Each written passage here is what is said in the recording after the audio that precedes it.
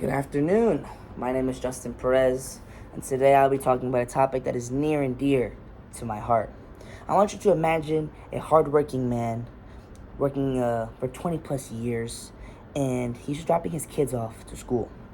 He works a full-time job, he volunteers in his community, and has been a valued citizen in the United States. Unfortunately, he was pulled over for a traffic violation, but was subjected to being detained and eventually deported, all because of how he looked and because of what his last name said. My last name is Perez, and people like me, such as similar Latino-sounding last names, are getting deported and detained solely because of appearance and how we sound. This is unethical.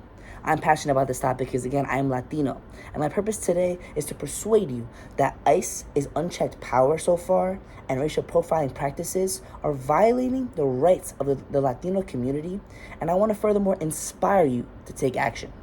So again, I will explain how ICE's power has expanded beyond accountability, and I will explain to you how this has led to racial profiling in our community against Latinos, and lastly, what actions can we do to demand change and reform in America.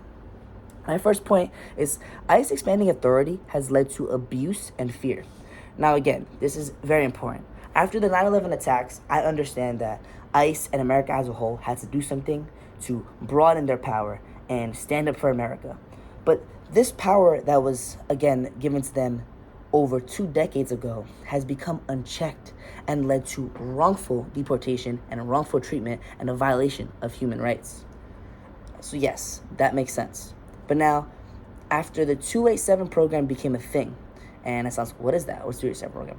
It basically allows local police to act as immigration policy and immigration services, and that doesn't make any sense. How can you have the people that serve our community, that are supposed to protect us, also have the right and the ability to deport us?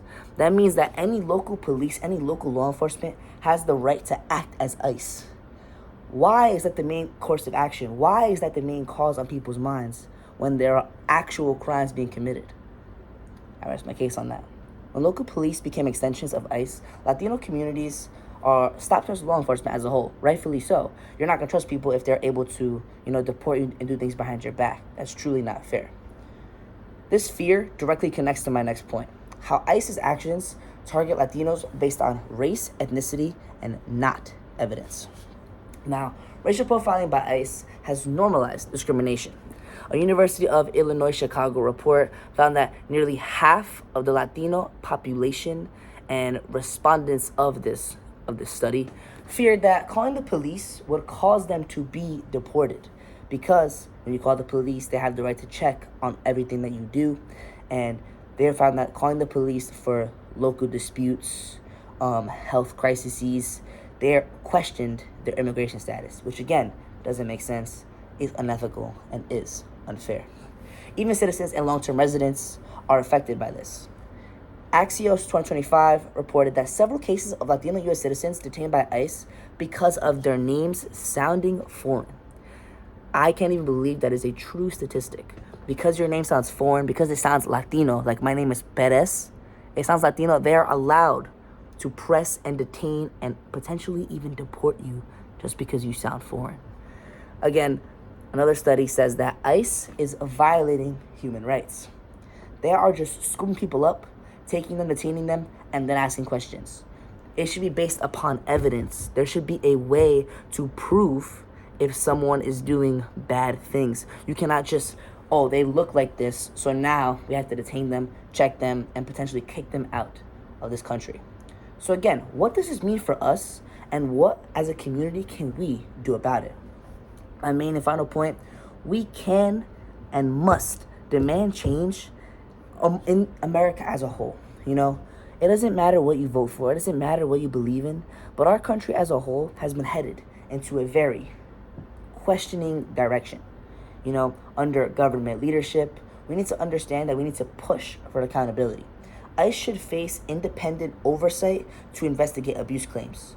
What that means in simple terms is there should be a method of madness. There should be a way to investigate who you are if you are allowed to be here. You should not get taken and ask questions later. America, we believe in innocent until proven guilty, but when it comes to Latinos and ICE's power, It is strictly guilty before proven innocent. That is unfair, that is unethical, and that does not make any sense. Secondly, local police departments should not act as ICE immigration agencies. That makes no sense. People that locally protect us should not be able to detain us and deport us. Finally, we can support advocacy organizations like United We Dream or the National Immigration Law Center, which fight for humane treatment, family unity, and fair immigration policies. So in conclusion, I wanted you to understand today that ICE expanding power has fostered fear and abuse.